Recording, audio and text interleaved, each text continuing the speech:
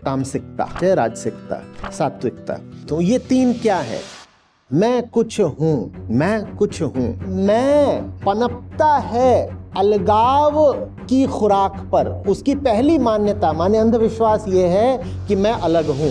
कैसे हम और पशु अलग हैं आप बताओ? हम दुनिया की ही चीजों को न जाने तो आपने देखा है बेचैन हो जाते हैं। ये हमने जो कुछ बनाया है दुनिया में, जिसको हम मान लीजिए प्रगति भी कहते हैं, वो और क्या है हमारी छटपटाहट के अलावा? ये जो एयरक्राफ्ट है वो हमारी बेचैनी के अलावा और किसका प्रमाण है? जो भी कोई कभी भी इतिहास में हुआ था इंसान, उसने क्या कभी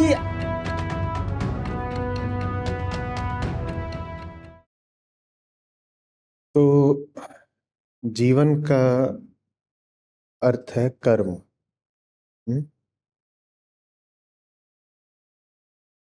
प्रकृति माने गति।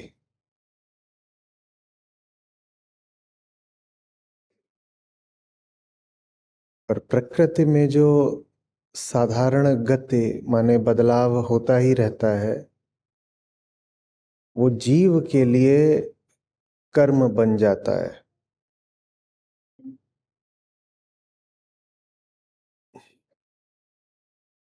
पंखा चल रहा हो आप नहीं कहेंगे कर्म हो रहा है। हवा बह रही हो आप नहीं कहेंगे कर्म हो रहा है।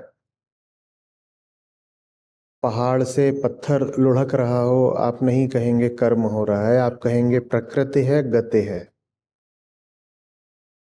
जीव के लिए वही गति कर्म बन जाती है, क्योंकि जीव माने वो जो मैं को कर्ता मानता है। जीव की प्रकृति के बाकी तत्वों से भिन्नता ही यही है। पत्थर गति करेगा तो मैं भाव लेकर नहीं करेगा, इसीलिए हमें तो नहीं पता कि पत्थर दुखी होता है। मनुष्य जीव हम इंसान गति करेंगे तो मैं भाव लेकर करेंगे। पत्थर के लिए जो गति है जीव के लिए वो कर्म बन जाता है। पत्थर के लिए वो मात्र गति है, गतिक कोई नहीं है, गतिशील गतिवान कोई नहीं है, गति है, बस गति है। लेकिन जीव के लिए वही गति कर्म बन जाती है। क्यों? क्योंकि जीव अपनी दृष्टि में कर्ता होता है। यही अहम भाव है। अहंता और कर्तृत्व अलग अलग नहीं करे जा सकते, ये एक ही होते हैं, ये एक ही होते हैं।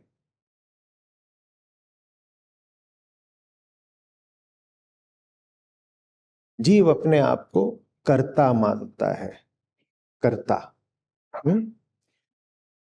और जब वो कर्ता मानता है तो जितनी गतियां हो रही हैं वो उन सब के लिए स्वयं को जिम्मेदार मानने लगता है। क्यों? क्योंकि जो गति हो रही है उसका परिणाम कर्ता को ही भुगतना पड़ता है। जिसने अपने आप को कर्ता मान लिया उसे अपने आप को भोक्ता भी मानना पड़ता है। कर्तृत्व आ नहीं सकता बिना भोक्ता हुए। जो हो रहा है वो मैं कर रहा हूं, और चूंकि मैं कर रहा हूं तो उसका परिणाम सुख दुख भी मैं भुगतूंगा। ठीक है? तो मैं कौन हूं फिर? मैं वो हूं जो कर्म करता है। जो भी गति हो रही है उसको करने वाला मैं हूं, और सारे कर्म मुझसे अलग जो विषय हैं उनसे संबंध बनाकर करे जाते हैं। मैं करता हूं, ये समझना जरूरी है, क्योंकि ये हम सबकी साधारण सामान्य पहचान है। हम सब अपने बारे में ऐसा ही सोचते हैं। पहले हम समझेंगे हम अपने बारे में क्या मान्यता पाले रखे हैं, उसके बाद हम देखेंगे कि अष्टावक्र उससे आगे की बात क्या कह रहे हैं। नहीं तो आगे की बात समझ नहीं आएगी अगर हम जिस धरातल पर खड़े हैं हमने वही नहीं समझा तो गति लगातार हो रही है और भीतर कोई बैठा है जो कहता है गति हो रही है, तो उस गति का कारण भी कोई होगा ना। कर्म यदि हो रहा है तो उस कर्म का कर्ता भी तो कोई होगा ना, वो कर्ता मैं हूं। तो जीव अपने आप को कर्ता मानता है और कर्ता होते ही भोक्ता होना पड़ता है। कर्म के परिणाम के अनुसार अपनी अवस्था, अपनी स्थिति बदलनी पड़ती है। इसको सुख दुख कहते हैं। कर्म के परिणाम के अनुसार अपनी स्थिति को बदलना।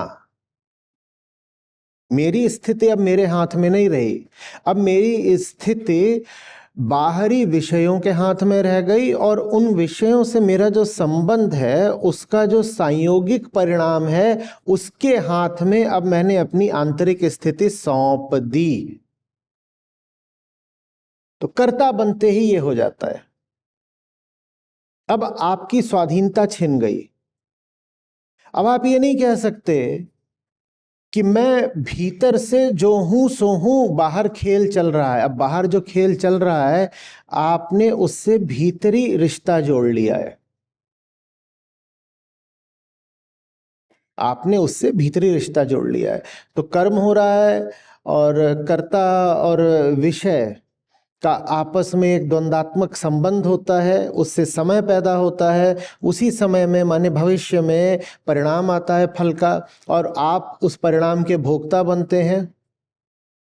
उम्मीद आपकी ये रहती है कि जो मेरी आंतरिक बेचैनी है, जिसके कारण अपने देखे मैं कर्म करने उतरा ही था, परिणाम से वो बेचैनी हट जाएगी। वो बेचैनी अगर हटती प्रतीत होती है तो हम कह देते हैं सुख हो गया। वो बेचैनी और बढ़ती प्रतीत होती है तो हम कह देते हैं दुख हो गया।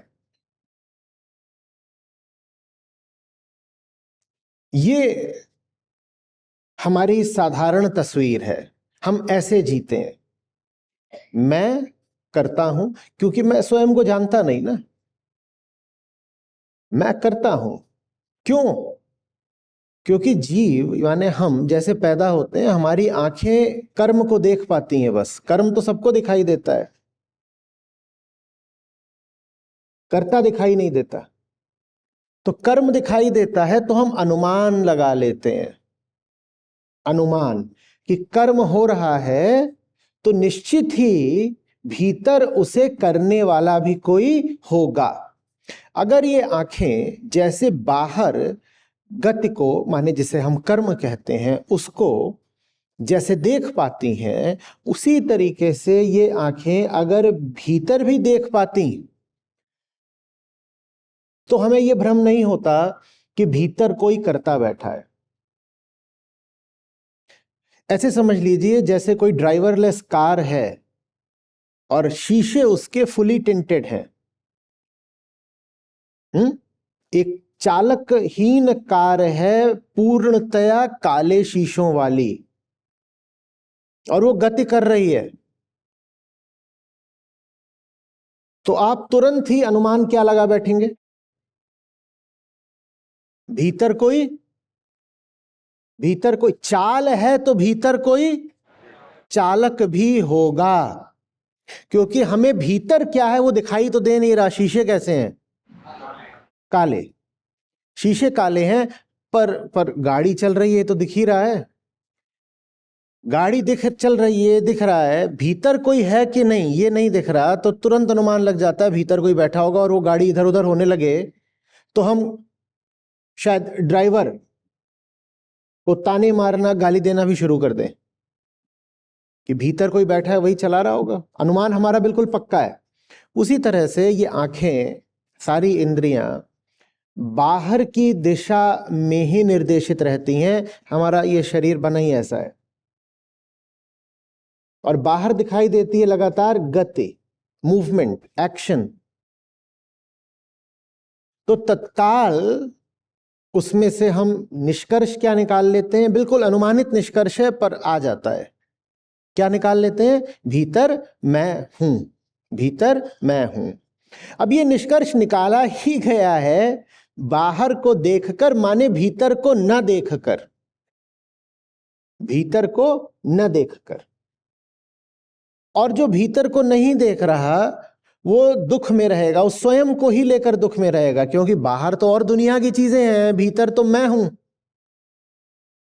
हम दुनिया की ही चीजों को न जाने तो आपने देखा है बेचैन हो जाते हैं।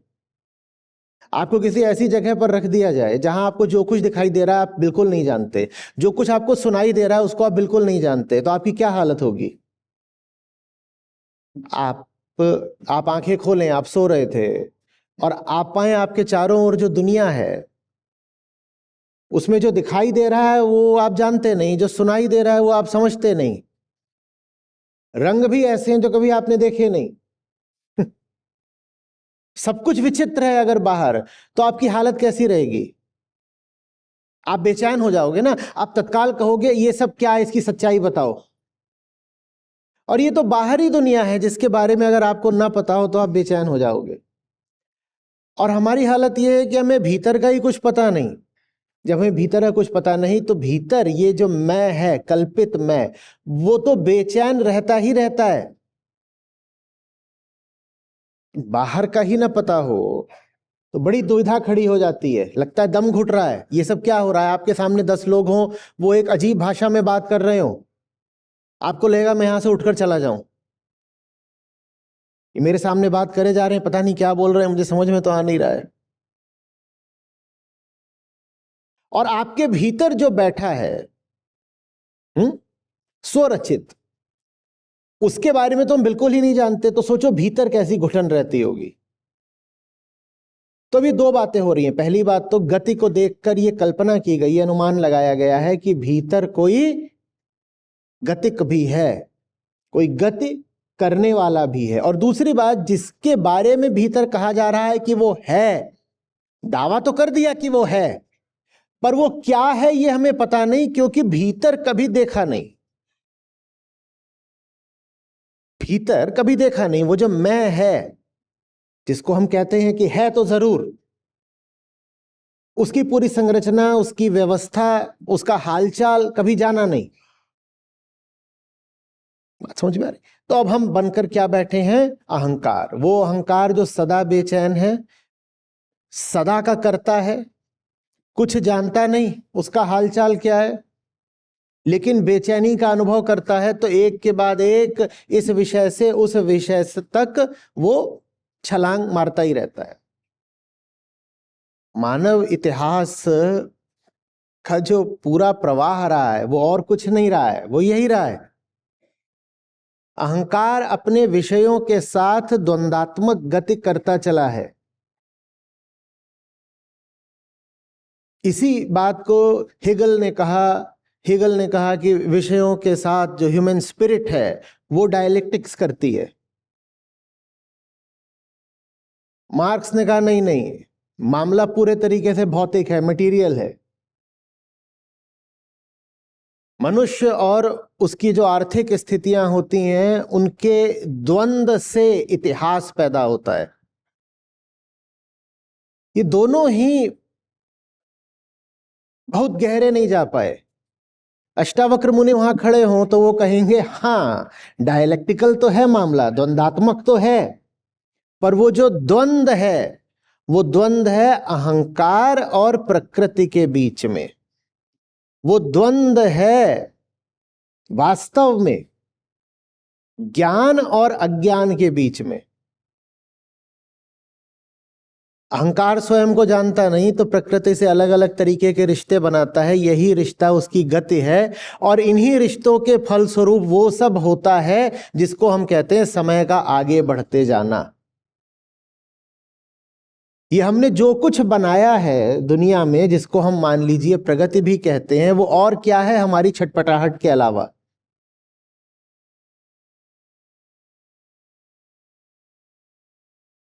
कोई गोरिल्ला था, वो 2 टांगों पर दौड़ता था। आज मैं फ्लाइट पर यात्रा करके आया हूं। पर भाग तो मनुष्य आज भी रहा है ना। ये जो एयरक्राफ्ट है वो हमारी बेचैनी के अलावा और किसका प्रमाण है? दो टांगों से भागना पर्याप्त नहीं पड़ा तो हमने कहा हमें और जोर से भागना है, और जोर से भागना है। ये हुई स्पिरिचुअल डायलेक्टिक्स। बात आ रही है समझ? और ये इसलिए चल पाती है क्योंकि उसके एक छोर पर जो बैठा हुआ है, हम निर्मित ही नहीं है जैसे उसको जानने के लिए, और दूसरे छोर की ओर बाप रे बाप सारी इंद्रियां बहती रहती हैं, बहती रहती हैं। सपने में भी उधर को ही बहती रहती हैं। तो बहुत आसान हो जाता है इस भौतिक पिंड के लिए अपने आप को कर्ता मानना, अपने आप को एक एजेंसी दे देना। मैं कुछ हूं, मैं कुछ हूं, मैं पत्थर नहीं हूं। पत्थर अपने निर्णय आप नहीं करता, मैं कुछ हूं। चलो ठीक है, वहीं से शुरुआत कर लेते हैं। मैं कुछ हूं। तो ये वो जमीन है जहां हम खड़े हैं।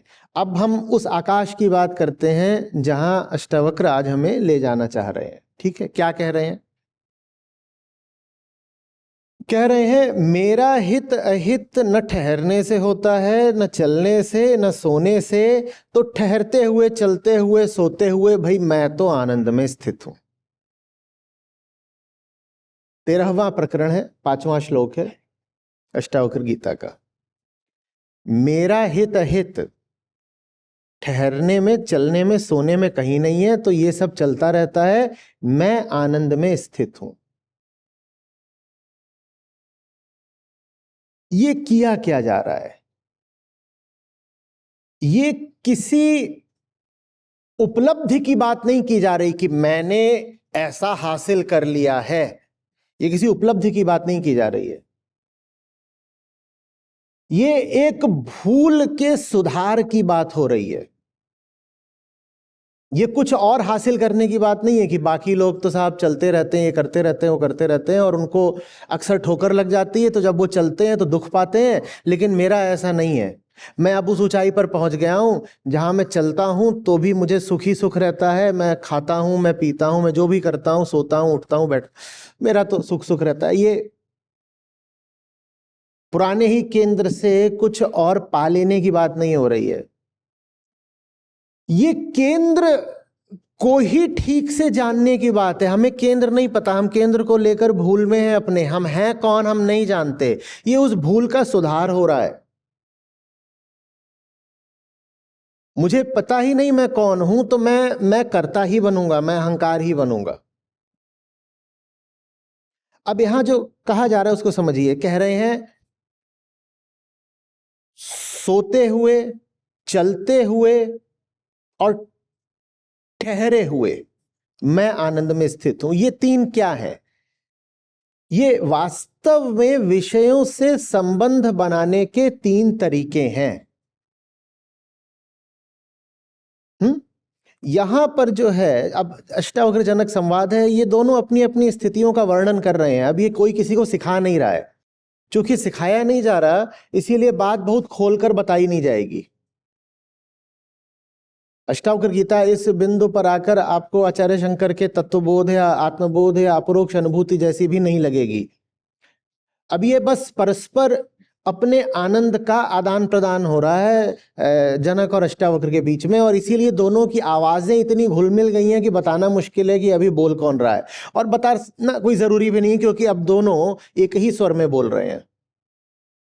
तो ये सिखाया नहीं जा रहा है, कुछ बताया जा रहा है। तो इसीलिए उसको थोड़ा समझना जरूरी है कि उसके नीचे का सिद्धांत क्या है। सोना, जब कह रहे हैं सोते हुए आनंद में स्थित हूं, तो सोने से आशय है तामसिकता। जब कह रहे हैं चलते हुए आनंद में स्थित हूं, चलने से आशय है राजसिकता। और ठहरा हुआ हूं, उससे आशय है सात्विकता। ये त्रिगुणात्मक प्रकृति के तीन गुण हैं। और प्रकृति माने वो सब विषय जिनसे ये अहंकार संबंध बनाता है। कोई भी अवस्था हो, कोई भी विषय हो, मैं उससे अलग हूं, मैं वो हूं ही नहीं। जो भूलवश प्रकृति से तरह तरह के रिश्ते बनाता है, मैं वो हूं ही नहीं। वो जो भी है वो अपना काम कर रहा है। वो कौन है? अरे वो खुद प्रकृति है। प्रकृति ही प्रकृति से संबंध बनाती रहे। कभी ठहरेगी, कभी चलेगी, कभी सोएगी। मैं वो नहीं हूं। लेकिन अहंकार अपने आप को चूंकि कर्ता मानता है, इसीलिए प्रकृति से अलग अलग तरह के रिश्ते बनाता है। ज्यादातर समय वो चलता ही रहता है, वो चलता ही रहता है। हम सब राजसिक लोग ही हैं। हम दौड़ भाग में ही लगे हुए हैं। चलना, वो विषयों से एक प्रकार का संबंध है, हासिल कर लूं, हासिल कर लूं, हासिल कर लूं। और जब हम राजसिक नहीं होते तो हम तामसिक होते हैं। तामसिक होना माने सो जाना, क्योंकि चल रहे थे, थक गए बहुत, या बहुत जोर की चोट लग गई, या नुकसान हो गया, घाटा हो गया, तो तनाव कम करने के लिए सो गए। और बिल्कुल सोते वक्त भुला दिया कि अभी अभी क्या ठोकर लगी है, क्या सबक मिला है। हम सोते क्या इसलिए हैं रात में कि अगले दिन हम कोई नया काम करेंगे?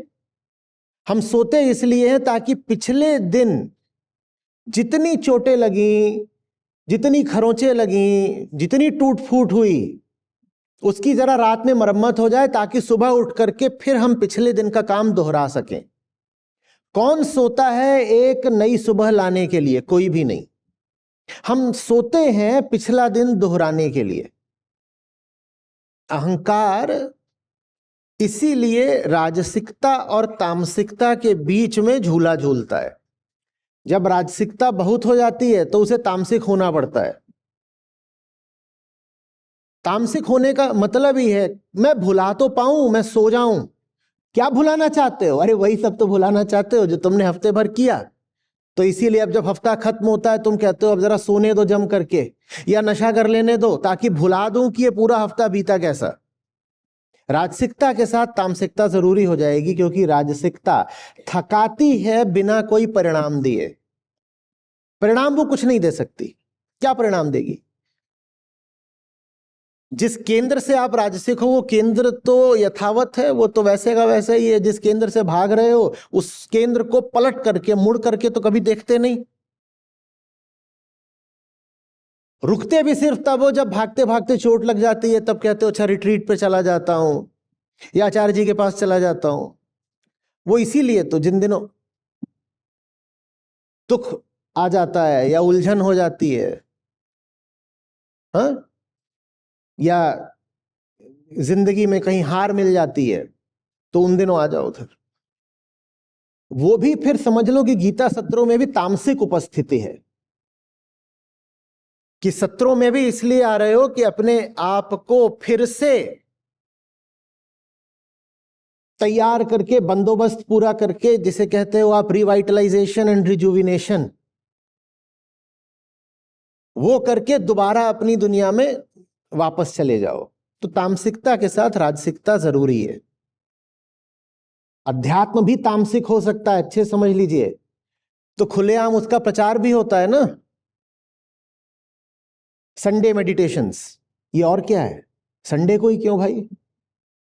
संडे को ही क्यों? ताकि मंडे ऑनवर्ड्स जैसा चल रहा था दोबारा आप वैसा ही चला लो, और तरोताजा हो करके, और तरोताजा हो करके। कॉरपोरेशंस बाकायदा अपने सब इनमेट्स को रिट्रीट्स पर ले जाते हैं। इनमेट्स सोच समझ के बोल रहा हूं। क्यों ले जाते हैं? इसलिए ले जाते हैं कि तुमको ले जाए, मान लो पहाड़ पे ले गए तो वहां मुक्ति मिल जाएगी तुमको। इसलिए ले जाते हैं कि वहां से लौटो और बिल्कुल भूल जाओ कि क्या क्या चल रहा है मेरे साथ, प्रोफेशनलिज्म के बहाने, और दोबारा आकर के फिर अपने आप को झोंक दो जेलर की सेवा में, है ना। तो यही तीन काम है जो ये करता रहता है, क्योंकि जिस प्रकृति से अहंकार संबंधित है उसके यही तीन गुण होते हैं। माने विषयों से इन्हीं तीन तरह के संबंध बनाए जा सकते हैं। माने अहंकार की यही तीन अवस्थाएं होंगी, या तो चल रहा होगा, या रुका हुआ होगा, या सोया हुआ होगा। रुक भी जाता है वो, तो भी रुकता वो प्रकृति के मध्य ही है। इसीलिए सात्विकता को ऊंची बात माना गया है राजसिकता और तामसिकता की तुलना में, लेकिन आखिरी बात नहीं माना गया है। आप सतोगुणी हैं, अच्छी बात है, पर कोई बहुत बड़ी बात नहीं हो गई। बड़ी बात तब होती है जब आप गुणातीत निकल जाते हैं। आप कहते हैं सतोगुण भी नहीं चाहिए। सात्विक हो जाना कोई कोई बहुत बड़ी बात नहीं होती है।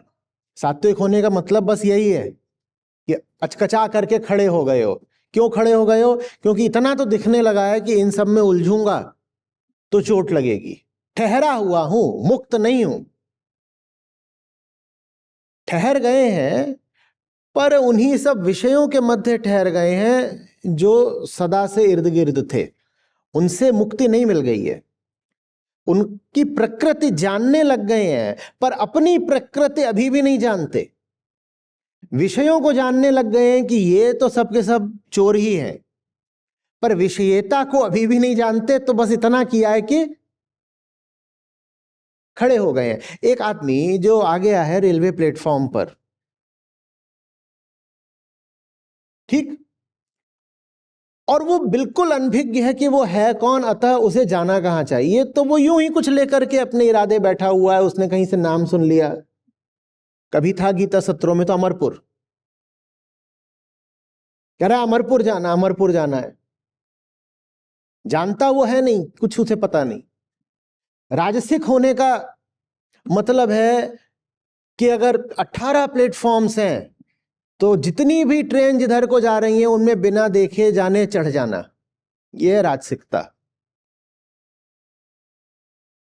मैं कौन, मेरी मंजिल क्या, पता नहीं, तो जो ट्रेन मिल रही है वही ठीक। मैं कौन, मुझे जाना कहां, कुछ पता नहीं, तो जो ही राह खुल रही है वही ठीक। यह राजसिकता है। मैं कौन, मेरी मुक्ति क्या, मेरी मंजिल क्या, पता नहीं, तो जो राह दिख रही है उसी पे चल पड़ो। जिस ट्रेन की ओर ज्यादा लोग भाग रहे हैं उसी की तरफ भाग दो कि मैं भी चढ़ जाता हूं, इतने लोग जा रहे हैं तो मैं भी चढ़ लेता हूं।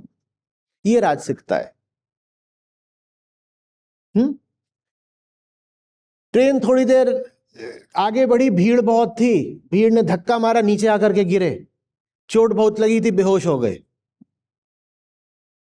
या 5-10 तरह की ट्रेन बदलते रहे उम्र भर, और उसके बाद समझ में आया कुछ है नहीं, थक भी बहुत गए, खड़े होने की जगह भी नहीं मिलती है, क्योंकि इस तरह की ट्रेनों में भीड़ बहुत होती है।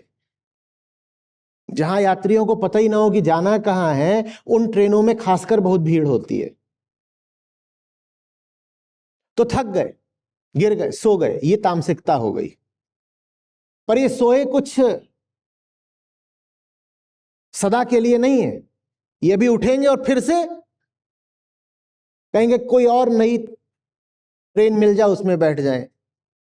सात्विकता क्या है फिर? सात्विकता यह है कि अब ये बिल्कुल अवाक खड़े हुए हैं किसी प्लेटफॉर्म पर, अनुभव ले करके ठोकरे खा करके, चोट खा खा करके इतना तो समझ में आ गया है कि ये जितनी भी ट्रेन है इनमें से कोई मुझे मेरी मंजिल पर नहीं ले जाती, तो बस खड़े हो गए। इतना तो दिख गया है कि ये सब ट्रेनें फालतू हैं, फर्जी हैं, इनमें लुटेंगे, पर ये नहीं दिखा है कि मैं हूं कौन, मुझे जाना कहां है। तो नतीजा क्या आया है? बस अचकचा कर खड़े हो गए, बस खड़े हो गए, एक तरह का स्टेलमेट। ना आगे बढ़ सकते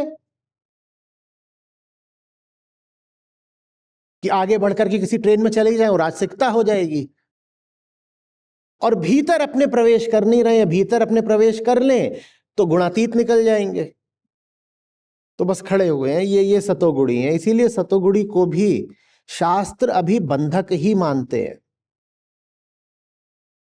अभी वो मुक्त नहीं है, वो भी अभी बंधक ही है। ठीक है, अभी वो दुनिया में अब वो नहीं फंसेगा, लेकिन अपने भीतर वो अभी भी फंसा ही हुआ है। बात आ रही है समझ में? क्या कह रहे हैं अष्टावक्र? आज बोल रहे हैं, मैंने खुद को देखा और समझ में आया कि मैं तो अपने आप को जो मानता हूं वो मैं हूं ही नहीं। मैं अपने आप को उन सब विषयों का कर्ता या भोक्ता मानता रहा। जब खुद को देख रहा हूं तो पता चल रहा है कि मैं उन विषयों से भिन्न हूं ही नहीं। जब मैं उनसे भिन्न हूं ही नहीं, तो पहली बात, मैं उनका भोक्ता कैसे हो सकता हूं? पानी पानी का भोक्ता हो कैसे सकता है? वो भी पानी, मैं भी पानी, तो पानी पानी को क्या भोगेगा? और दूसरी बात, अगर मैं भोग भी लूं तो मुझ में जुड़ेगा क्या? पानी पानी को भोग ले तो पानी में कुछ जुड़ सकता है, पानी पानी को भोग ले पानी में कुछ कम हो सकता है। पानी बीमार हो गया है, पानी के पास इलाज लेने गया, उसकी बीमारी दूर हो सकती है। मैं और जगत एक है, जीव और जगत एक है। ये फालतू ये अहंकार बीच में शोर मचाए बैठा है कि मैं अलग, वो अलग। जीव और जगत तो एक है बिल्कुल, जीव और जगत एक है बिल्कुल। और दोनों को साझा नाम जिन्हें समझ में आया, उन्होंने कहा मिट्टी। उधर भी मिट्टी, इधर भी मिट्टी, पर इधर वाली मिट्टी शोर बहुत करती है। उधर भी मिट्टी, इधर भी मिट्टी। उधर वाली मिट्टी शालीन है, वो चुप रहती है, ज्यादा बखेड़ा नहीं करती। इधर वाली मिट्टी शोर बहुत मचाती है, और तब तक शोर मचाती है जब तक जान ना लो कि वो मिट्टी ही है। कैसे जाना जाता है वो मिट्टी ही है? देखो, अपने अपने विचारों को देखो, भावनाओं को देखो, अपनी आशाओं को देखो, और मुझे बताओ कि वो दुनिया से किस तरह से भिन्न है। मिट्टी से नहीं शुरुआत कर सकते हैं, मिट्टी की तो लेकिन भावनाएं होती नहीं, तो मिट्टी से तो भिन्न हो गए ना। चलो जानवरों से शुरुआत कर लो, चलो जानवरों से भी नहीं शुरुआत कर सकते, दूसरे इंसानों से शुरुआत कर लो। ये एकत्व के तल हैं। सबसे पहले तो ये पूछो अपने आप से कि आपके ये जो भी हैं अरमान, दुख, आशा, निराशा, भय, लोभ, ये क्या दुनिया में किसी से भी अलग हैं? जीवित लोगों से, अभी जीवित लोगों से, ये पहले तल की समानता, ये देखना आपको मुश्किल नहीं पड़ना चाहिए। थोड़ा सा भाई ईमानदारी से देखेंगे तो दिख जाएगा कि आप जो कुछ चाह रहे हो वो दुनिया में हर व्यक्ति चाह रहा है, वही चीज, वही, बिल्कुल वही चीज।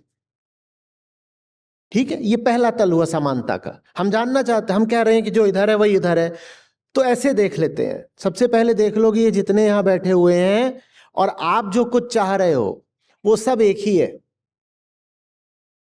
उसके बाद कहो, अच्छा मनुष्यों में ही जो इतिहास में हुए वो क्या कुछ अलग चाहते थे?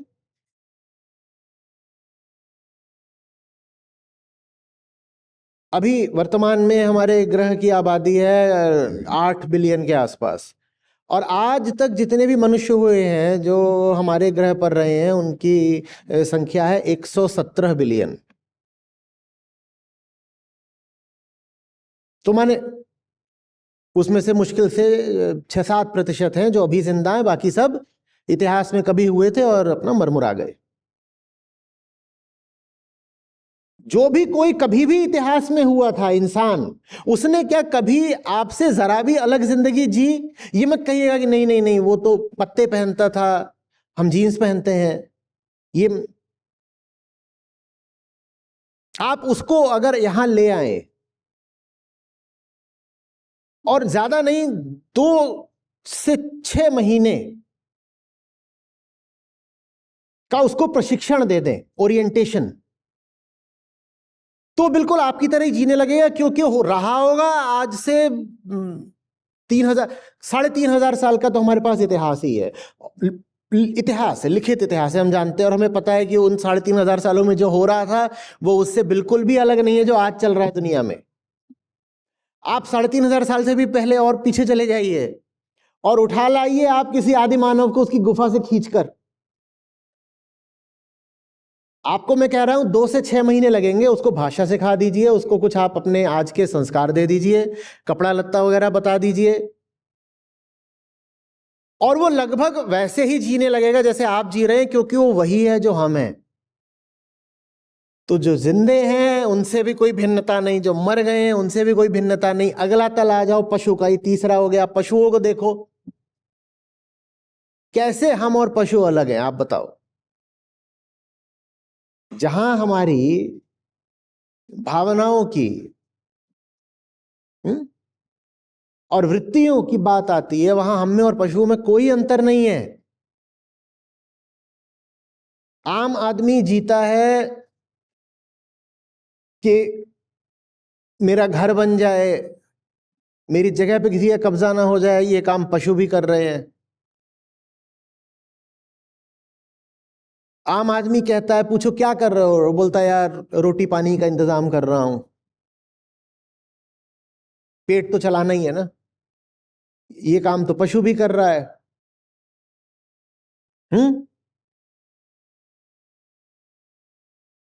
अभी हमने कम्युनिटी पर एक गिफ्ट फीचर शुरू कर दिया है।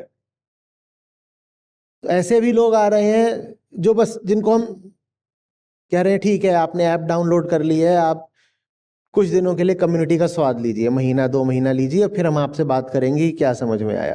तो माने उन्होंने कोई गीता सत्र वगैरह देखे नहीं हुए हैं, उनको अचानक से प्रवेश मिल गया है,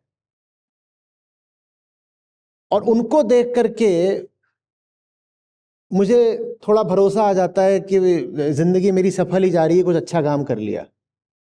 क्योंकि जो लोग गीता सत्रों में हैं उनकी बात, और जो गीता सत्रों में नहीं है उनकी बात, उसमें जमीन आसमान से भी आगे का फर्क रहता है।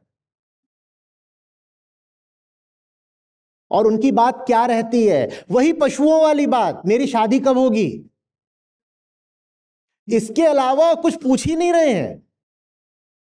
हमने उनको कम्युनिटी में बुला लिया है, हम कह रहे हैं आपसे कोई शुल्क वगैरह नहीं चाहिए, आप आकर के बस सत्र सुनो। आपके लिए सब सत्र खोल दिए, रिकॉर्डिंग्स खोल दी, आपके लिए परीक्षाएं खोल दी। और इतने लोगों ने यहाँ पर जो लिखा हुआ है, बहुत गजब का हमने एक सोशल प्लेटफॉर्म बनाया है, आप उसको पढ़ो, अपना ज्ञानवर्धन करो। वो कुछ नहीं कर रहे, वो बस एक सवाल पूछ रहे हैं, दुनिया का हर जानवर पूछता है, मेरी शादी कब होगी। तो बताओ फिर हम में और जानवरों में कोई अंतर है? कोई अंतर है? या दूसरा, बीच बीच में कोई पूछ लेता है कि मेरी नौकरी कब लगेगी। इसके अलावा कुछ नहीं है। बात आ रही है समझ में? और जब आप थोड़ी गहराई में जाते हैं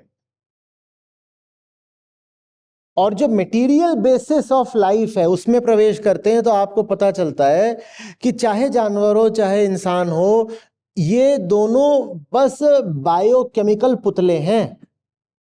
जानवर भी अपनी भीतरी केमिस्ट्री के अनुसार काम कर रहा है, और मनुष्य भी।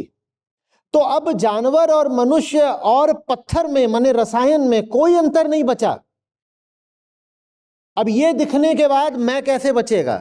आत्मज्ञान यही है, खुद को देखना। और मैं पनपता है अलगाव की खुराक पर। उसकी पहली मान्यता, माने अंधविश्वास, ये है कि मैं अलग हूं। पहले ये देखो कि तुम अलग नहीं हो। ये दुनिया में जितने लोग हैं वही काम कर रहे हैं, नहीं तो सड़कों पे सब सुबह सुबह एक ही दिशा में नहीं जा रहे होते और शाम को एक ही दिशा में वापस नहीं आ रहे होते। नहीं तो ज्यादातर लोगों ने एक से कपड़े नहीं पहन रखे होते, एक से घरों में नहीं रह रहे होते। नहीं तो ज्यादातर लोगों की जिंदगी का वही लक्ष्य नहीं होता है जो आपका है। फिर इतिहास की ओर देखो और कहो कि आज की भी बात नहीं है। जब से हमारी प्रजाति है तब से हम वही वही कर रहे हैं जो हम आज कर रहे हैं, बस अलग तरीकों से कर रहे हैं। पहले कबूतर से संदेश भेजते थे, मोबाइल से भेज रहे हैं, पर लिख के उसमें भी यही भेजते थे कि आज खाने में क्या बना है।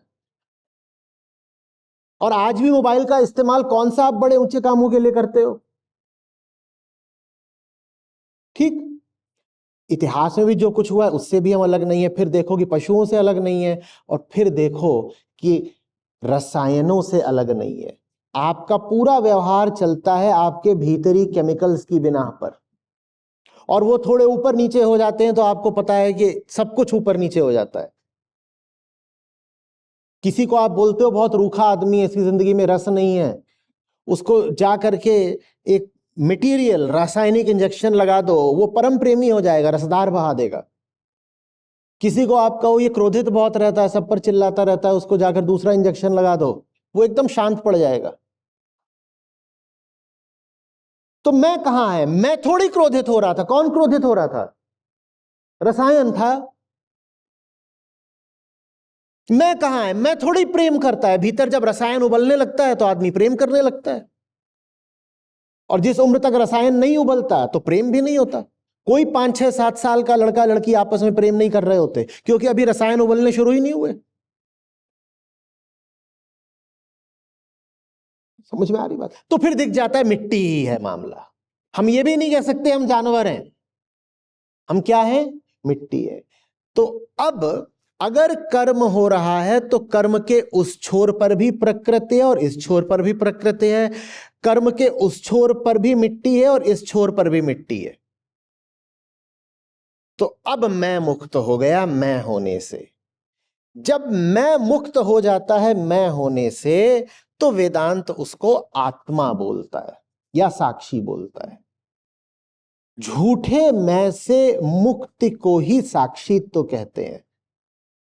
साक्षी होने का मतलब है पहले ऐसा था, ये विषय है, ये विषयता है, ये विषय है, ये विषयता है, और मैं क्या बना बैठा था? विषयता, द ईगो, द एक्टर, मैं ये बना बैठा था।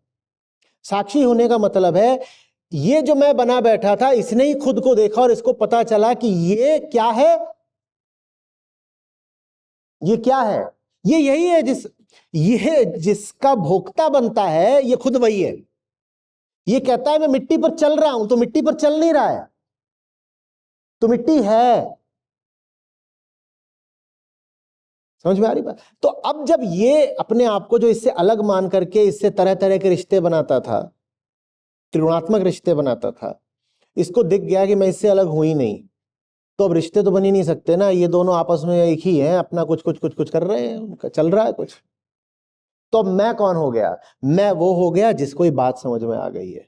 अब पहले मैं कौन था इन दोनों में? ये। अब मैं कौन हो गया? ये। पहले मैं कौन था? ये जो रिश्ता बनाता था इससे, ये बस किसको देख पाता था? इसको। और जब मैं ये हो गया तो ये किसको देख पाता है? इन दोनों को। और इन दोनों को देखता है तो इन दोनों को क्या पाता है? एक समान। ये मुक्ति। मैं अब वो हूं जो दृश्य को और दृष्टा को एक साथ देख रहा हूं और दोनों में अंतर दिख नहीं रहा। मैं अब वो हूं जो कर्म को और कर्ता को एक साथ देख पा रहा हूं। जब एक साथ देख रहा हूं तो दोनों में अंतर। समझ में आ रही बात? अब मैं वो नहीं हूं कि जो इससे संबंधित होकर के चले, सोए, रुके, उठे, गिरे, वो सब काम इसको करने पड़ते थे। अब ये जो कुछ भी इन दोनों में चल रही है खटपट, वो चलेगी। अरे भाई, पानी बहता है, पत्थर होता है, तो पानी जाकर के पत्थर से खटपट करता है ना? करता है कि नहीं करता? नदियों में पत्थर होते हैं, पानी जाके उनसे टकरा रहा है, उछल रहा है, फिर पत्थर भी थोड़ा थोड़ा कटना शुरू हो जाता है। उन दोनों में आपस में कुछ द्वंद्व चलता रहता है। प्रकृति के ही वो तत्व हैं, पर उनमें आपस में द्वंद्व चलता रहता है ना। हवा बहती है तो पेड़ की पत्तियां बह जाती हैं उसके साथ, पेड़ हवा को रोकने की कोशिश कर रहा है, उन दोनों में अपना द्वंद्व चलता रहता है, चलता रहता है। पृथ्वी भी अपनी कक्षा में इसीलिए घूम रही है क्योंकि मामला डायरेक्टिकल है, द्वंद्व है। क्या द्वंद्व है? एक तरफ तो सूर्य उसे अपनी ओर खींच रहा है, दूसरी ओर सेंट्रीफ्यूगल फोर्स है, उसको फेंक रहा है बाहर की ओर। तो इन्हीं दोनों का परस्पर जो नतीजा है वो ये है कि पृथ्वी ऐसे अपने ऑर्बिट में घूम रही है। तो ये द्वंद्व चल रहा है इन दोनों के बीच में। मैं द्वंद्व के इन दोनों छोरों में से कहीं पर भी नहीं हूं। मैं कौन हूं? ये जानने वाला। कौन हूं मैं? जो ये बात जान रहा है, मैं वो हूं।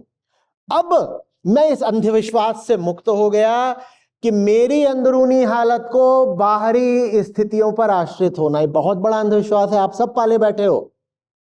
आप कहते हो मेरी अंदरूनी हालत बाहर जो कुछ चल रहा है उसी से तो तय होगी।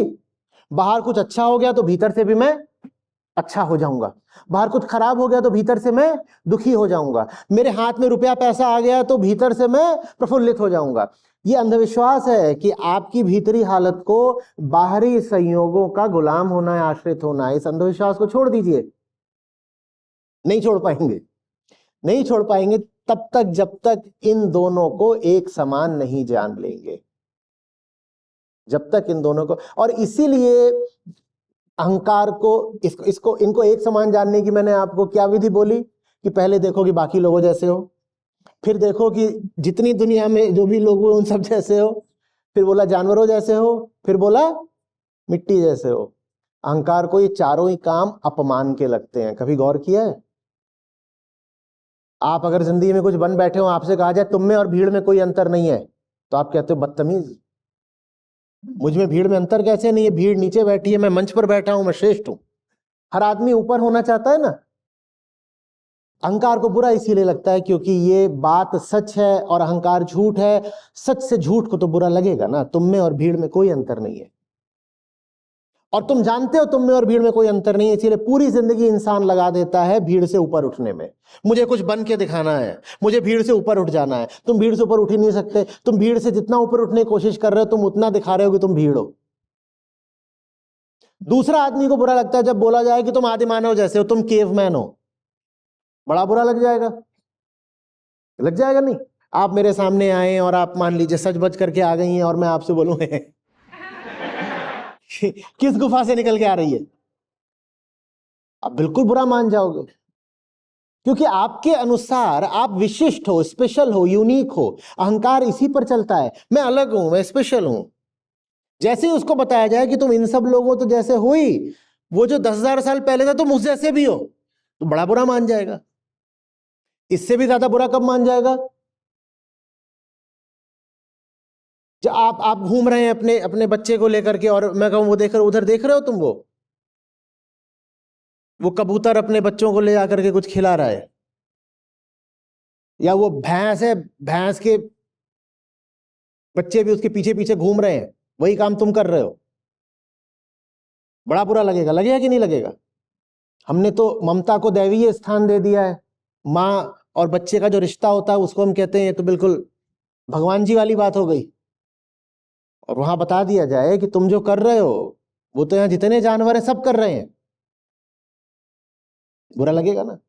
और सबसे ज्यादा बुरा कब लग जाएगा? अरे चौथा तल क्या था? मिट्टी। बोल दिया जाए कहां कुर्सी उर्सी पे चढ़ के बैठ गए हो, आचार्य जी नीचे उतरो, मिट्टी हो लौट जाओ। इतना अपने आप को बताते हो कबीर साहब के फैन बॉय हूं। उन्होंने तो बोला था एक दिन ऐसा आएगा मैं रौंदूंगी तो है। आप इतना समझते हो तो आप आज ही लौट जाओ। तो आचार्य जी बुरा मान गए, बोले क्या बोल रहे, हम महान हैं, हम श्रेष्ठ हैं, जल्दी एनलाइटेंड भी होने वाले हैं, तुम हमें मिट्टी पे बिठाओगे।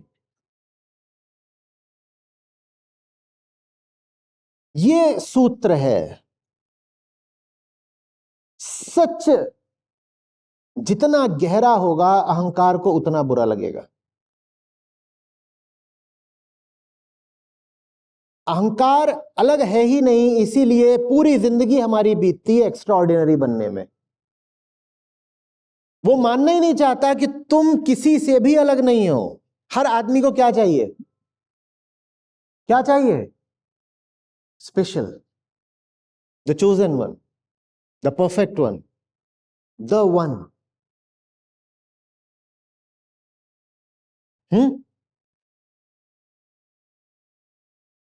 एक न्यूज चैनल है, अभी पीछे जब वो सब घटनाएं हुई थी जहां पर जोड़े थे, जोड़ों में कोई किसी को मार रहा था, कुछ कर रहा था, अभी 2-4 महीने पहले काफी 5-7 घटनाएं ऐसी एक साथ हो गई थी। तो वो आए इंटरव्यू लेने के लिए, उनको समझ में ही नहीं आया। उन्होंने कहा कि ये आजकल लॉयल्टी बहुत कम हो गई है, लॉयल्टी बहुत कम हो गई है। मैंने कहा लॉयल्टी माने माने किसको किससे लॉयल होना चाहिए? तो बोले नहीं, जैसे मैं हूं, अब मेरी पत्नी है तो उसे मुझसे लॉयल होना चाहिए ना। मैंने कहा तुम में अलग है क्या कि तुमसे लॉयल हो? उनको समझ में नहीं आया। नहीं आएगा, ठीक है, उनकी गलती नहीं है। मैं कहा तुम में ऐसा क्या है कि कोई तुम्हें लॉयल हो? तुम में और भीड़ में कोई अंतर ही नहीं है। तो तुम में ऐसा क्या है कि तुम्हारी पत्नी तुमसे लॉयल्टी दिखाए जिंदगी भर? तुम और भीड़, चेहरा सा बस अलग है, बाकी बिल्कुल एक हो, कोई अंतर ही नहीं है। और हमारे भारत में तो एंडोगेमी इतनी चली है कि चेहरे भी हम सबके एक जैसे ही हैं। विदेशों में जाओ तो वहां पर आंखों का रंग वगैरह भी जनसंख्या में अलग अलग मिलेगा। कोई कहेगा नीला है, कोई कहे काला है, कोई हरा है, अलग अलग तरीके के वहां रंग। हमारा तो ये रहता है भैया अपने ही दायरे में विवाह वगैरह करना, हमें तो मुंह भी एक जैसे हैं। तो तुम में ऐसा खास है क्या? तुम और तुम्हारा पड़ोसी, पत्नी आए, तुमको देखे, पड़ोसी को देखे और वो उधर को मुड़ जाए, तो उसने कोई बेवफाई कैसे करी? क्योंकि तुम और पड़ोसी बिल्कुल एक ही जैसे हो। मुझको राणा जी माफ करना, वो भी तो यही बोलती है, छत पे सोया था बहनोई, मैं तने समझ के सो गई। क्योंकि तुम में और बहनोई में कोई अंतर है ही नहीं। ये आध्यात्मिक बात है।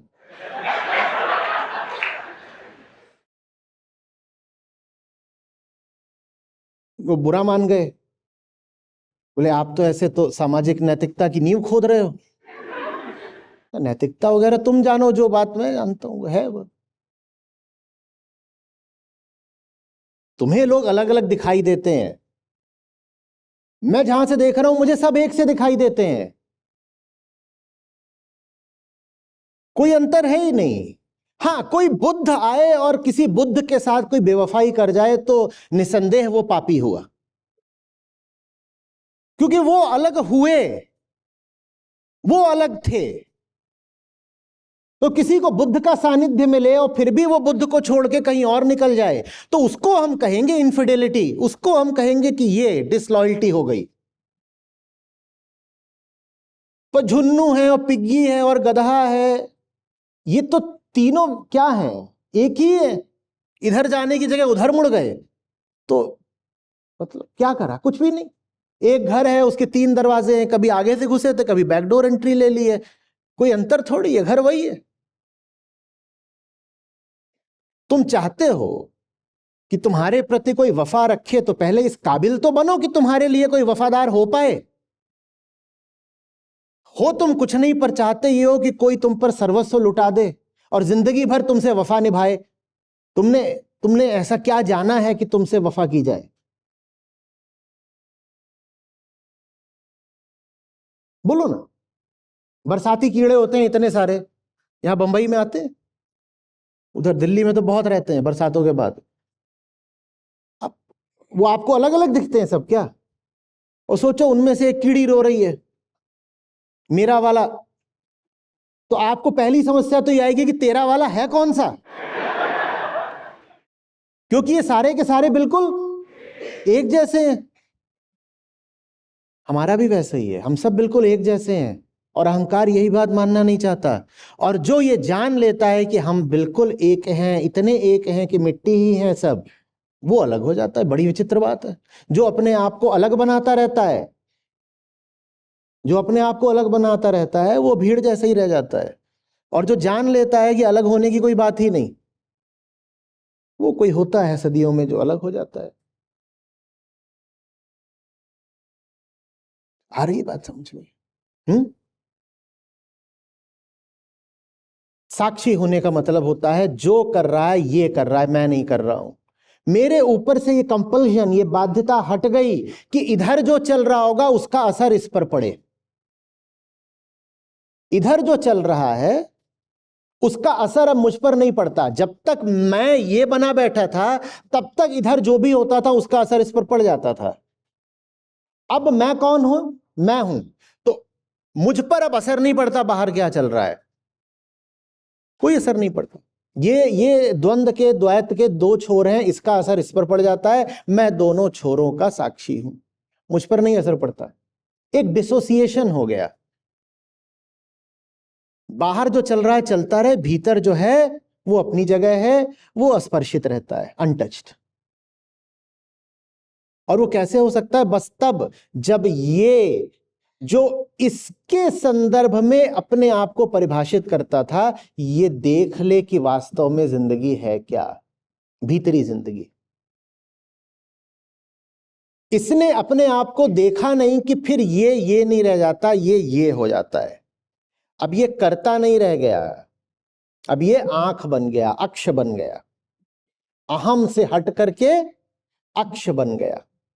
पहले ये करने वाला था, अब ये देखने वाला है। अब दुनिया में जो कुछ चल रहा है चलेगा, उसका असर इस पर नहीं पड़ेगा। देखने वाले पे क्या असर पड़ेगा? जिस पर असर पड़ना पड़ेगा। दुनिया में कुछ हुआ, उसका असर तन पर पड़ सकता है, मन पर पड़ सकता है। क्या तन को चोट लगी? हां। क्या मन में उथल पुथल है? शायद वहां भी होगी। क्या आप परेशान हो? मैं नहीं, मैं नहीं, मैं नहीं। क्या भावना आहत है? क्या वृत्ति घायल है? हां। क्या आप चोटिल हो? मैं नहीं। इसका असर पड़ता तो है, पर किस पर पड़ता है? ये क्या है? दुनिया, प्रकृति। ये कौन है? वो जो दुनिया के साथ गति करता है, द्वंदात्मक गति करता है, जीव बोल दो जिसको। तो इसका असर पड़ता तो है, पर किस पर पड़ता है? इस पर पड़ता है। और मैं क्या हो गया? अब मैं ये हो गया, तो इसका असर इस पर तो पड़ता है, इस पर नहीं पड़ता।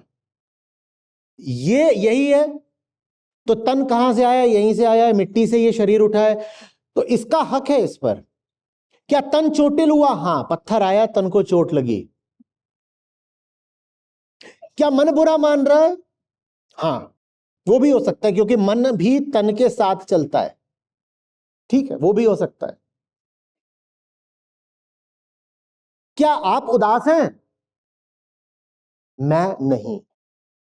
नहीं नहीं, सिर्फ ये नहीं कहा है कि मैं नहीं, मैं उदास नहीं, कहा है मैं नहीं। क्या मन खट्टा है? हां। क्या आप उदास हैं? मैं नहीं। इसका असर पड़ रहा है, पर किस पर पड़ रहा है?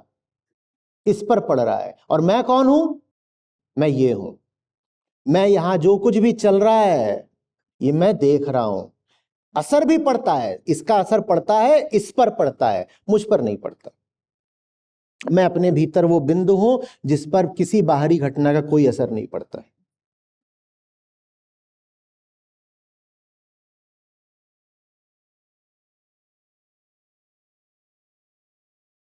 अरे ये बात समझ में? हम्म।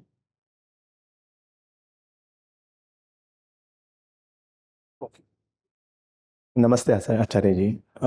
आपने बताया कि अ, प्रकृति और कर्ता, इनको हम अगर ऑब्जर्व करेंगे, प्रकृति और कर्ता, जैसे अपने आप को कर्ता की तरह देखे और प्रकृति और एक ही जाने, तो इनको बार बार ऑब्जर्व करना और फिर ये अपने आप को कहना कि सब सही है, मैं सही हूँ, मन में प्रॉब्लम है, या ये एक तरह का एक मैकेनिकल प्रोसेस हो गया बार बार।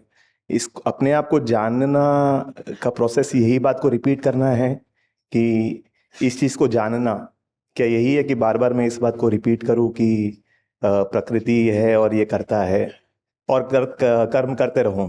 देखिए, आप अभी लगातार देख तो रहे हो ना, सांस ले रहे हो ना, आप मुझे देख रहे हो, तो क्या आप इसको ये बोलोगे कि आप एक रेपिटेटिव एक्टिविटी में हो? नहीं। है ना? इसको आप बोल देते हो ये मेरी प्रकृति है, कि मैं अगर जगा हुआ हूं तो मेरी आंख खुली हुई है तो मुझे बाहर का दिख रहा है। इसको आप ये थोड़ी बोलते हो कि ये एक एक्टिविटी है, नहीं बोलते ना। तो जैसे ये प्रकृति है कि आप जगे हुए हो तो आंख खुली है तो दिख रहा है बाहर का, वैसे ये स्वभाव है कि आपको भीतर का भी दिख रहा है। बस उस स्वभाव के आड़े बाहर को ही देखने की कामना आ जाती है। नहीं तो आपके लिए प्रकृति जितनी आसान है, स्वभाव उससे ज्यादा सहज है। बताओ क्यों? क्योंकि आंखें तो फिर भी दूर की चीज को देखती हैं, स्वभाव का मतलब है एकदम पास की चीज को देख लेना। उसको कैसे नहीं देख पाओगे? अनुभव तो लगातार हो ही रहा है ना, अनुभोक्ता तो आप ही हो। उसको कैसे नहीं देख पाओगे? वास्तव में देखना भी नहीं होता है, एक्नॉलेज करना होता है, अभिस्वीकृति देनी होती है। देखना भी कुछ नहीं होता, सब दिख रहा है। कैसे नहीं दिखेगा? अनुभव तो हो ही रहा है ना, तो दिखेगा कैसे नहीं? बाहर आंख ने जो भी कुछ देखा, उसका जिस पर असर पड़ा वो भीतर ही बैठा है, तो बाहर के देखने का अनुभव तो भीतर वाले को ही हुआ ना। तो ऐसा भी क्या बोले कि भीतर मुड़ करके देखो, कोई एक्टिविटी है। एक्टिविटी क्या है? लगातार अनुभव हो ही रहा है। अगर आंख खुली हुई है तो अनुभव तो हो ही रहा है ना, लेकिन उस अनुभव को आप एक्नॉलेज नहीं करते। क्यों? क्योंकि एक्नॉलेज कर लिया उसको उसको उसको आपने मान लिया ईमानदारी से कि भीतर क्या चल रहा है, तो बाहर की ओर दौड़ना व्यर्थ है। ये दिखेगा, दिखेगा कि अभी आपने जो गली पकड़ रखी है वो बेकार है।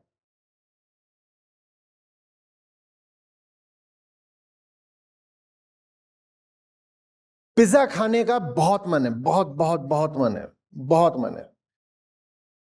15 दिन से कलप रहे थे कि खाना है, खाना है, खाना है, खाना है। ईमानदारी से जवाब दीजिएगा। और खाने गए तो आप ही खा रहे हो, इन्हीं इंद्रियों से खा रहे हो, इसी आंख से देख रहे हो। उसमें थोड़ी बदबू महसूस हुई। क्या महसूस हुई? थोड़ी बदबू। लेकिन साथ में सीजनिंग रखी है और 5-7 तरह के सॉस रखे हैं, केचप भी रखा है, और भीतर कामना दहक रही है। भीतर कामना दहक रही है और 15 दिन से तैयारी में थे कि पिज्जा चाहिए, और पिज्जा आया, तो बदबू कुछ महसूस हुई, और लेकिन बहुत सारी और चीजें रखी हैं। क्या करोगे? क्या करोगे? हाँ, एक्नॉलेज नहीं करोगे ना खुद से। तो कमी इसकी नहीं है कि पता नहीं है भीतर क्या चल रहा है। दिक्कत यह है कि कामना इतनी बलवान है कि भीतर जो हो रहा है हम उसको दबा देते हैं। जब काम भरा हो आंख में, सच नजर नहीं आता। कोई बाहरी सच की बात नहीं है, भीतरी सच नहीं नजर आएगा, नहीं नजर आएगा। सब्जी बनाई जा रही है, वो दिख रहा है कि वो थोड़ी थोड़ी सड़ रही है, तो कुछ नहीं करना, मसाला और डाल दो। जो लोग मांस वगैरह खाते हैं उनको पता ही है कि इतना मसाला उसमें डालना क्यों पड़ता है, क्योंकि भारी बदबू मारता है। बिना मसाले के मांस खाना मुश्किल हो जाएगा। और बदबू कहां से आती है आप जानते हो? बदबू क्या चीज होती है मालूम है ना? ऑर्गेनिक मैटर डिके कर रहा है, उस पर बैक्टीरियल एक्शन हो रहा है, उससे जो गैस उठ रही है वो बदबू है। पर जब काम भरा हो आंख में, तो जब बदबू उठती है तो या तो नाक बंद कर ली जाती है, या मसाला डाल दिया जाता है, या कुछ भी और कर लो। हमारे लिए सच नॉइस है, और हमारे पास नॉइस सप्रेशन की बहुत सारी डिवाइसेस हैं। सच हमारे लिए, कामनाएं हमारे लिए म्यूजिक है, सच हमारे लिए नॉइस है। और उस नॉइस को सप्रेस करने की हमारे पास बहुत विधियां हैं। हालांकि वो नॉइस लगातार आती रहती है, लगातार आती रहती है, पर हम उसे एक्नॉलेज नहीं करते। हम ईमानदारी से उसको अभिस्वीकृति नहीं देते कि है। सच एक व्हाइट नॉइस की तरह लगातार जिंदगी में मौजूद रहता है। उसको आप पूरी तरह से कभी एलिमिनेट नहीं कर सकते, पर फिर आप उसको सप्रेस करते हो।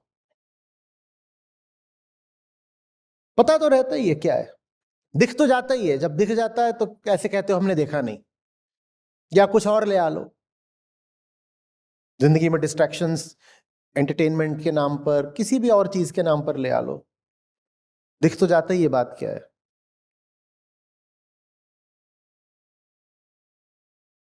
जो अभी मांस की बात हो रही थी, जो लोग मांस खाते हैं वो अपने हाथ से मुर्गा फाड़ कर क्यों नहीं खाते? पता तो है, पता तो है कि क्या कर रहे हो, बर्बरता है, मर्डर है। अपने हाथ से वो जीवित एक तुम्हारे सामने, तुम्हारे ही जैसा, अभी बात कर रहे थे ना, हमारे ही जैसे हैं सब पशु भी, तुम्हारे ही जैसा है वो, अपने हाथ से उसको मारो, उसका पूरा ऐसे मरोड़ करके उसके अपने नाखूनों से गला अलग करो, खाओ, खा के दिखा दो। ये काम आप फल के साथ कर सकते हो, सब्जी के साथ कर सकते हो, तकलीफ नहीं आएगी। मुर्गे के साथ या बकरे के साथ करके दिखा दो और फिर खा लो। आप जानते हो, आप जानते हो, इसीलिए आप कभी ये खुद करोगे भी नहीं। आप कहोगे पैकेज्ड मिल जाए बहुत अच्छा। तो एक्टिविटी नहीं है सच्चाई देखना, फैसला है। कहां गए सज्जन जिन्होंने पूछा था? हाँ, ये एक्टिविटी नहीं है, फैसला है, चॉइस है। चॉइस ये नहीं है कि देखना है कि नहीं देखना है, चॉइस ये है कि दिखी हुई चीज को भी एक्नॉलेज करना है कि नहीं करना है। सब पता है आपको, क्या नहीं पता है? काश कि कोई ऐसा मिले जो बहका हुआ भटका हुआ इसलिए है क्योंकि अज्ञानी है, उसको पता नहीं है। काश कोई ऐसा मिले, बहुत आसान होगा उसका भटकाव खत्म करना। मुझे सब वो मिलते हैं जो जानते हैं फिर भी भटके हुए हैं। अब भटकाव अज्ञान नहीं है, चुनाव है। और ऐसों को रास्ते पर लाना बड़ा मुश्किल होता है। सब तो तुमको पता है, सब पता है। आत्मज्ञान कोई एक्टिविटी नहीं है कि टू डू लिस्ट में जोड़ लोगे उसको कि 10 काम किए, ऐसा करो वैसा करो। दौड़ भाग के ऑफिस पहुंचो, बॉस को मक्खन मारो, एचआर को बोलो कि मैं बेस्ट एम्प्लॉई हूं, इस बीच में इधर उधर दूसरी जॉब्स में अप्लाई करो।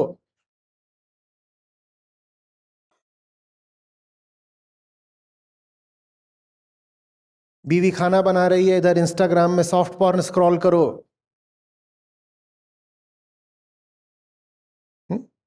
पता क्या नहीं है हमको? सब तो पता है, हम जानते नहीं है क्या हो रहा है। कमी किसकी है? एक्नॉलेज करने की। हम अज्ञान से नहीं भरे हैं, हम ढिठाई से भरे हुए हैं। हमें बता भी दिया जाता है, हमें दिख भी दिया जाता है, लेकिन फिर भी हम तुले हुए हैं कि जब तक चल रहा है चलने दो ना। हाँ, हमें पता है ज्यादा कंजम्पशन से कार्बन एमिशन चल रहा है लगातार, पृथ्वी बर्बाद हो जाएगी, पर अभी जब तक चल रहा है चलने दो ना। ये ढिठाई है, ये ढिठाई है। और इसका इलाज अक्सर ज्ञान नहीं होता, इसका इलाज डंडा होता है।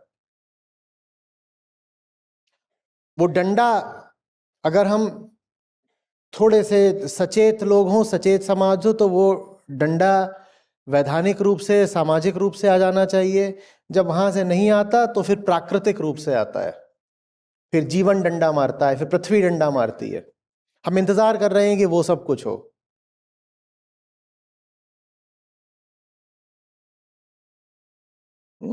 तो टू डू लिस्ट में मत जोड़ लेना कि फालतू के सारे काम करते हुए, जिंदगी में जितने काम करते हो करने हैं, और साथ में एक और चीज जोड़ ली है, सेल्फ हेल्प वाली। खूब चलता है ना सेल्फ इंप्रूवमेंट के लिए एक सूत्र, क्या बताया? Self observation. कईयों ने तो पता नहीं लिख भी लिया हो, self observation for self improvement. ये आपकी टू डू लिस्ट का 11वां पॉइंट नहीं है, ये लगातार ईमानदार बने रहने का चुनाव है। ये अपनी गरिमा, अपने आत्मसम्मान की बात है कि जी रहा हूं तो ज़मीर भी होना चाहिए, इंसान हूं तो ईमानदार भी होना चाहिए, मनुष्य हूं तो मानवता भी होनी चाहिए।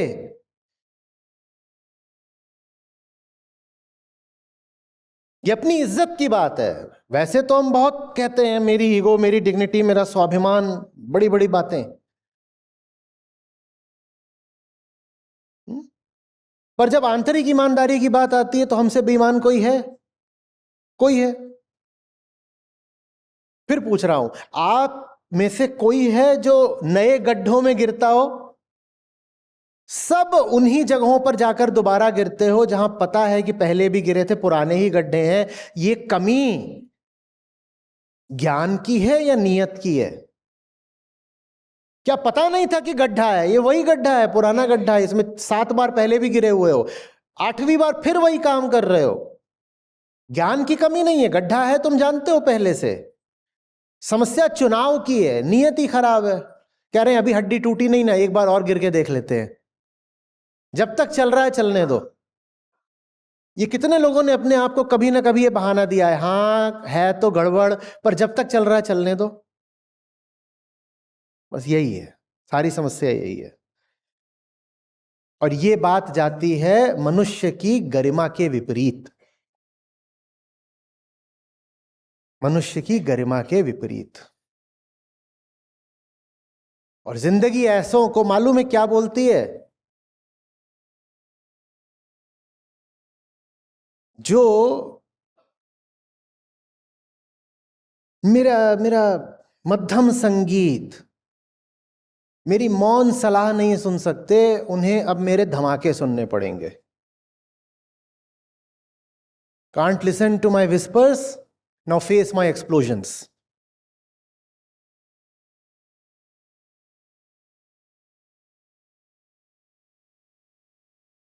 हम ही तो जीवित है ना, तो जिंदगी लगातार हमारे कान में भी नहीं, हमारे दिल में फुसफुसाती है। हम इनकार कर रहे हैं लगातार सुनने से।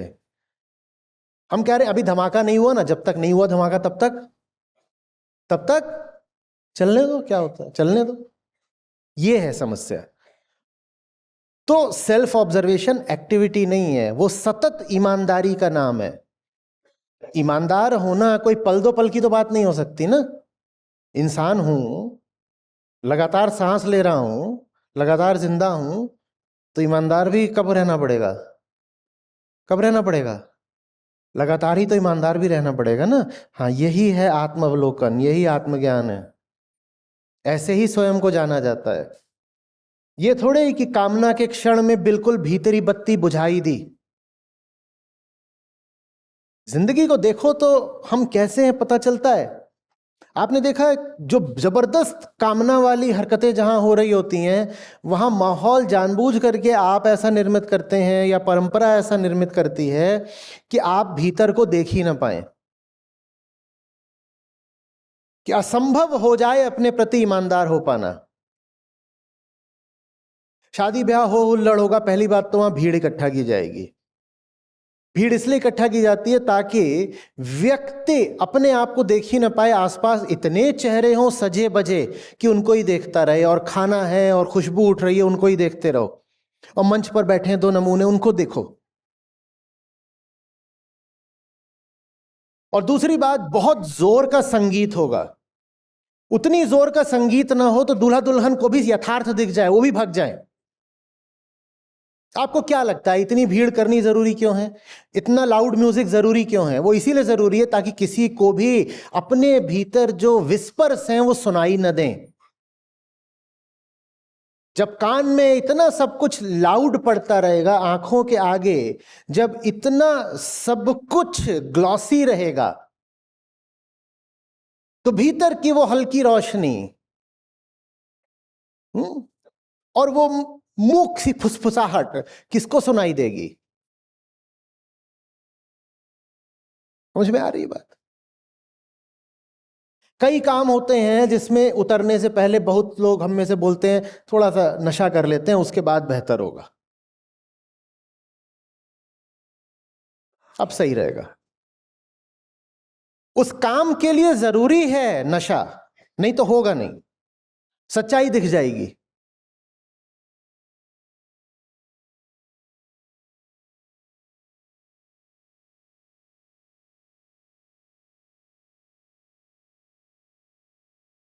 तो कमी ज्ञान की है या नियत की है? और बदनीयती के हमने सारे इंतजाम तैयार कर रखे हैं।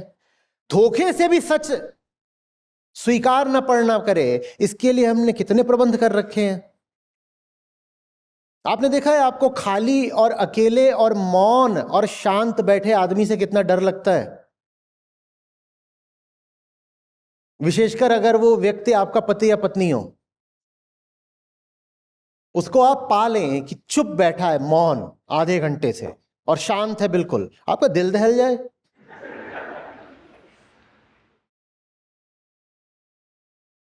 दोस्त तो उसको भी नहीं छोड़ेंगे, दोस्त के पास भी आएंगे, क्या हो गया, डिप्रेस्ड है क्या,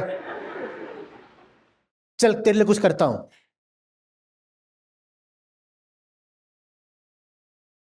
ये सब हमने सामाजिक प्रबंध करे हैं सच से बचने के।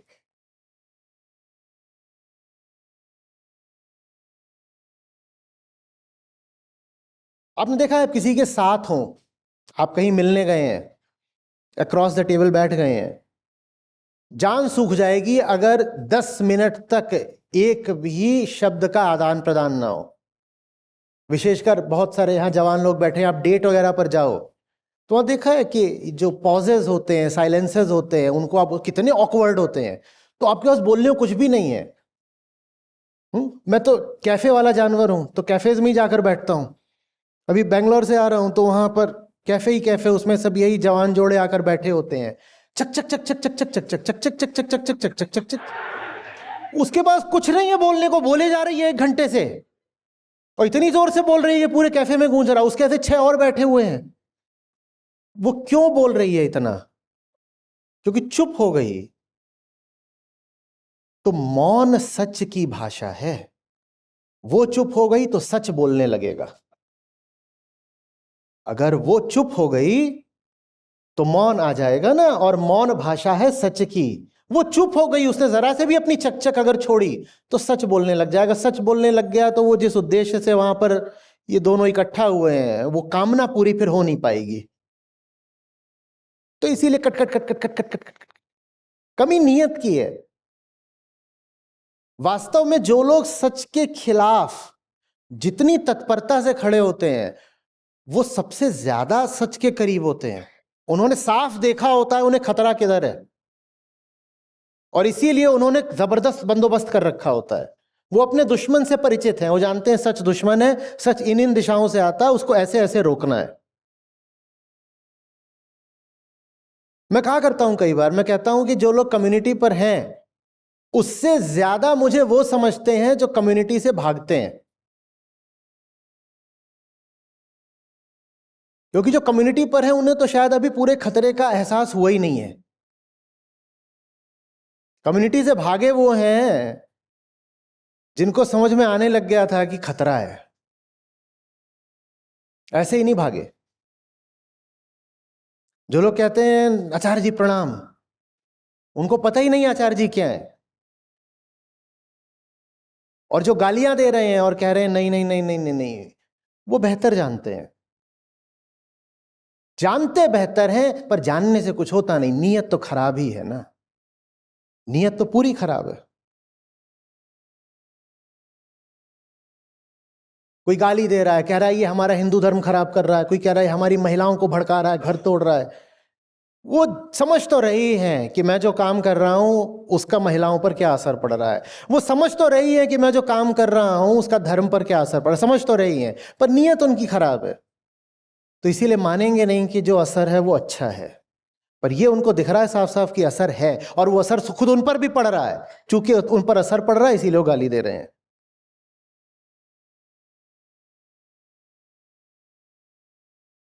नियत ठीक करो, विधि मत मांगो कि बताइए क्या है, कैसे है। Is it a continuous activity? PPT दिखा दीजिए, एसओपी दे दीजिए। मैं कोई कॉर्पोरेट ट्रेनर हूं? हम्म।